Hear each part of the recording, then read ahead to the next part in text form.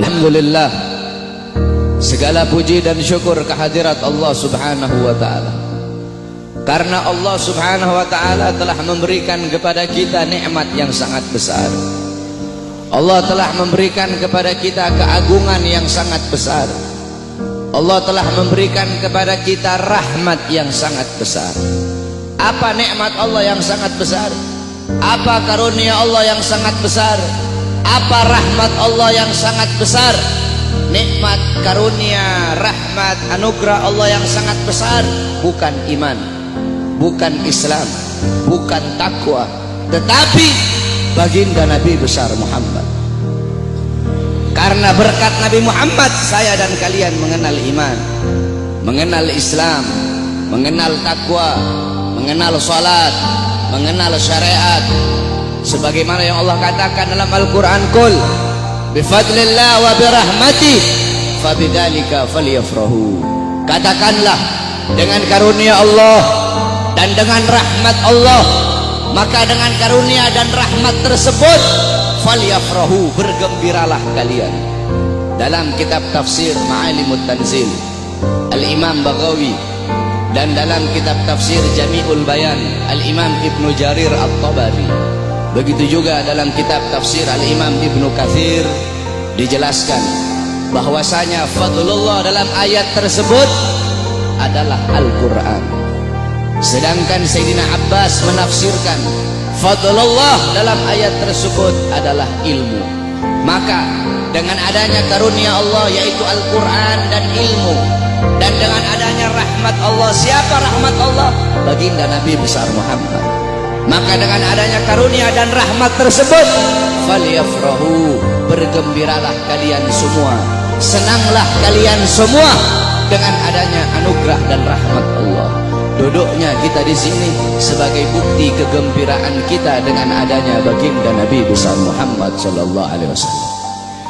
Beliau nikmat yang begitu besar, beliau rahmat Allah yang sangat besar untuk kita semua, dan Allah jadikan kita sebagai umatnya beliau. Allah jadikan kita sebagai umatnya Nabi Muhammad, umat yang terbaik, umat yang paling mulia, umat yang paling agung, umat yang kelak di yaumil kiamah akan menjadi pemimpin daripada seluruh seluruh umat dari zaman Nabi Adam hingga akhir zaman. Umat yang dimana akan berdiri di posisi paling depan membawa benderanya baginda Nabi besar Muhammad. Umat yang sangat dibangga-banggakan oleh Nabi Muhammad. Umat yang dimana para nabi-nabi dan rasul terdahulu mereka iri kepada kita sebagai umat Nabi Muhammad. Dalam kitab Nashihul Ibad Al-Imam Ibnu Hajar Al-Asqalani dijelaskan bahwasanya Nabi Allah Adam alaihi salam, beliau berkata, aku iri kepada umat Muhammad. Aku iri kepada umat Muhammad. Kenapa? Karena Allah memberikan kepada mereka 4 macam kemuliaan yang tidak pernah Allah berikan kepada aku, tapi Allah berikan kepada mereka. Apa 4 macam kemuliaan yang Allah berikan untuk kita tapi tidak Allah berikan kepada Nabi Adam? Yang pertama, kata Nabi Allah Adam alaihissalam, Allah menerima taubatku ketika aku berada di kota Mekah saja, tidak di kota-kota yang lain. Tetapi bagi umat Nabi Muhammad, dimanapun mereka bertaubat, Allah terima taubatnya. Ketahui saudara-saudara, Nabi Allah Adam ketika Allah keluarkan dari sorga, itu Allah turunkan di India, di bawah kaki gunung Himalaya. Siti Hawa Allah turunkan di Jeddah, Iblis Allah turunkan di Basrah. Selama 450 tahun Nabi Adam bertaubat, taubat beliau belum diterima oleh Allah subhanahu wa ta'ala. Ketika beliau berada di kota Mekah, baru taubat beliau diterima. Itu pun karena beliau membawa namanya baginda Nabi besar Muhammad.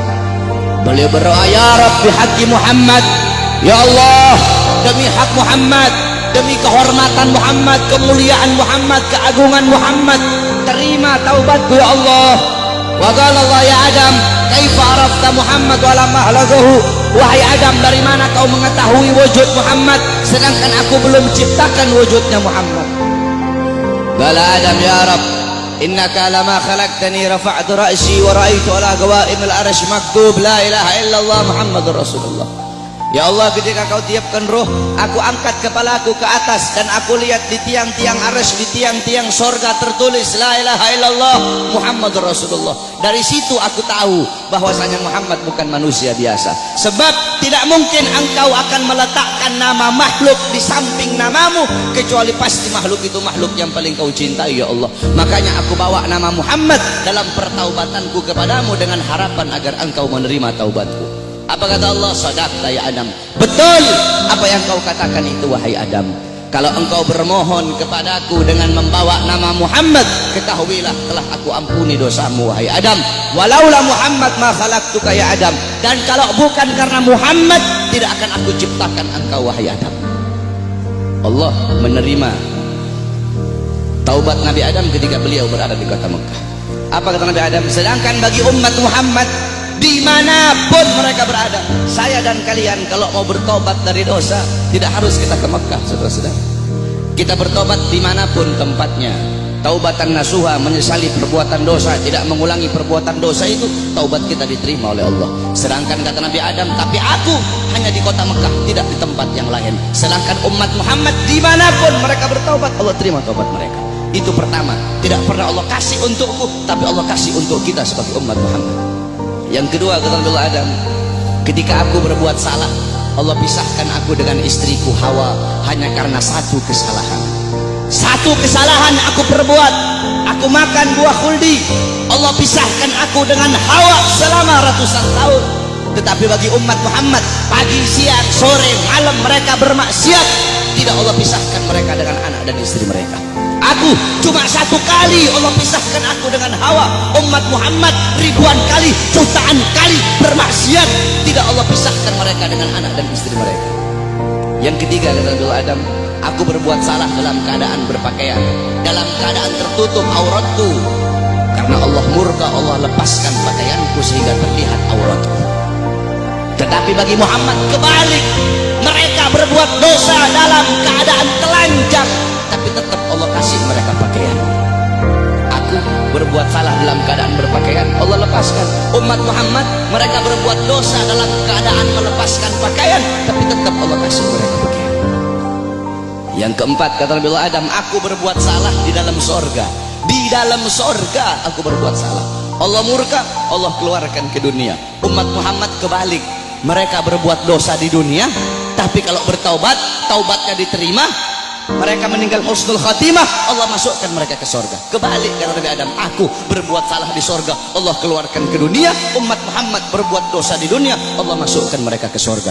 Aku iri kepada umat Muhammad, sungguh aku ingin menjadi umat Muhammad, kata Nabi Allah Adam alaihi.